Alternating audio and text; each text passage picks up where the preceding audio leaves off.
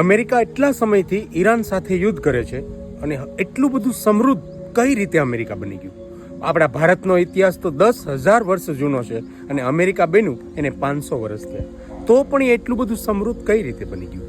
આની શોધ કરવા માટે એક જર્મન દાર્શનિક હર્માન કેસલીન આવ્યા હતા ઇન્ડિયામાં, અને તેમણે આ બધી શોધ કરી અને પછી તેમની બુકમાં લખ્યું જર્મન જઈ કે ભારત એક સમૃદ્ધ દેશ છે, પણ ત્યાં રહે છે ગરીબ લોકો. જ્યારે તેમને પ્રશ્ન પૂછવામાં આવ્યો ને, ત્યારે તેણે જે જવાબ આપ્યો ને એ તમારે મારે સાંભળવા જેવો છે. ત્યારે તેમને પૂછાણું કે કેમ એવું? ત્યારે તેમણે એવું કીધું કે ભારતના લોકો કિસ્મત ઉપર વધારે વિશ્વાસ કરે છે અને અમેરિકાના લોકો મહેનત ઉપર વધારે ભરોસો કરે છે. એટલા માટે ભારત તો સમૃદ્ધ છે, તેની ભૂમિ પણ સમૃદ્ધ છે, પણ ત્યાંના લોકો ગરીબ છે. મારી કહાની પસંદ આવી તો ચોક્કસથી લાઈક કરજો.